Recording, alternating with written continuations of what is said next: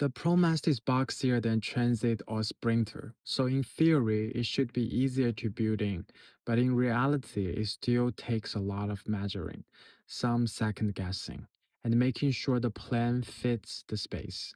I printed my layout, came into the van, and checked everything against real dimensions. Only after that, I bought the material and started framing the next day. Before I began, I made sure I had the right setup. For wood to metal, I used self-taping screws and added industrial adhesive to keep everything secure over time. It's not just about now, but making sure it lasts.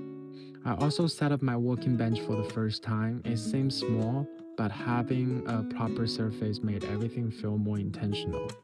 Before cutting anything, I measured everything again because in a van like this, nothing is perfectly consistent. So I double checked each section, figured out how many pieces I needed and what length to cut. And here you can see the roof of the van isn't actually flat. So to make the frame sit properly, I had to slightly bend the wood. To match the curve of the ceiling is one of those things you don't fully realize until you're in it. Working with the space instead of just planning it.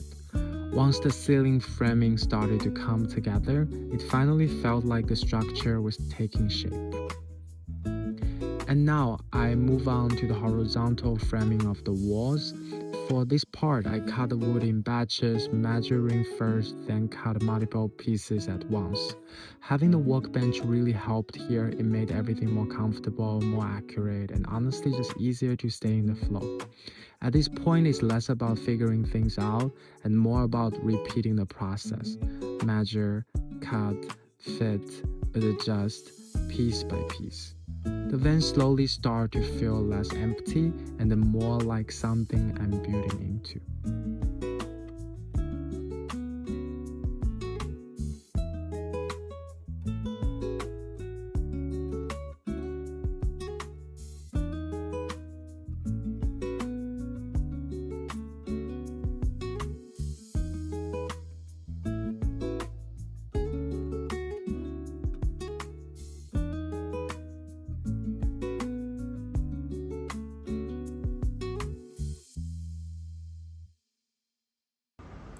Most of the first strips are in. I have to do those tomorrow vertically, and then all the furring strips are done.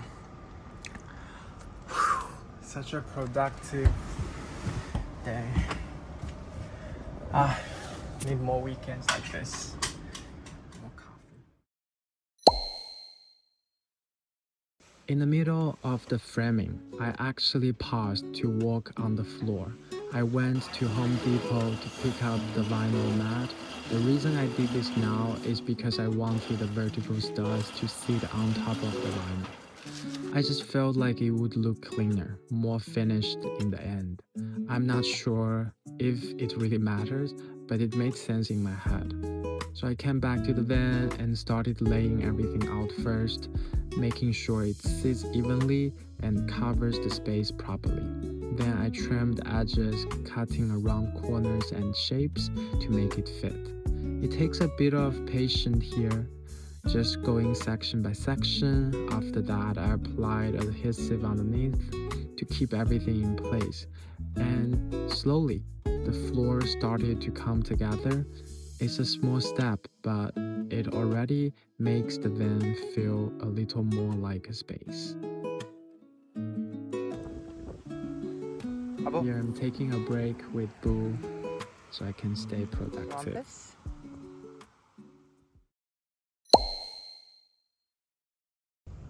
Finish today's task.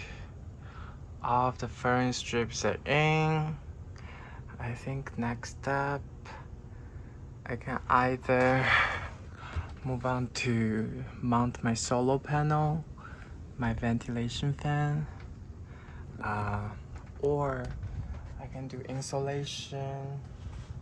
I can do my plumbing system, my electrical system. Maybe I should bring in my electrical system. Then Monday I will have my solar panel. Yeah, okay. But I think this weekend I've been overachieving. I'm a little ahead of my plan. I did my floor today, and I think it looks pretty good. I'm very happy about how it turned out. Yes. Finished the day. This week I probably walked 30 hours on the van, maybe 40 hours. Just being in the van doing stuff, probably 40 hours. Yeah, so I finished the sound deadening, insulation for the floor, subfloor, my vinyl floor sheet. I did my furring strips. Yeah, I did a lot. Yeah, week 1. Okay, week 2 I'm going to try to get the electricals in, and if possible I will get the plumbing started. But yeah, okay, I'm going to get some bubble tea and take a shower. Yeah.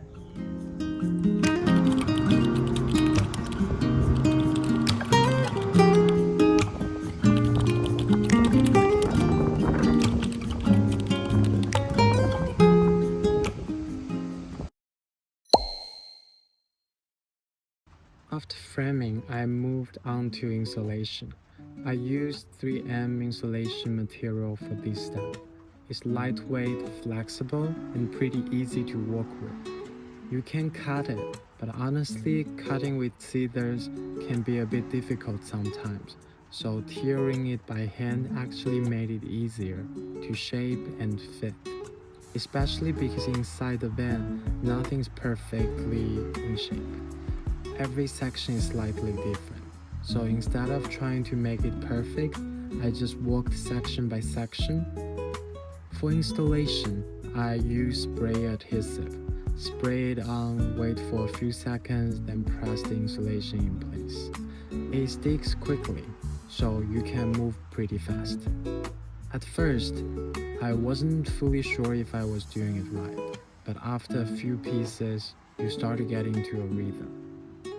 And slowly, the metal walls start to disappear. It's not the most exciting step, but it makes a big difference.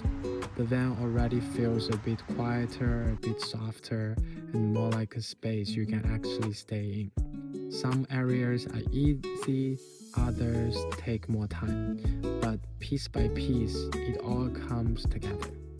It's one of those steps you don't really see from outside, but you definitely feel it when you're inside.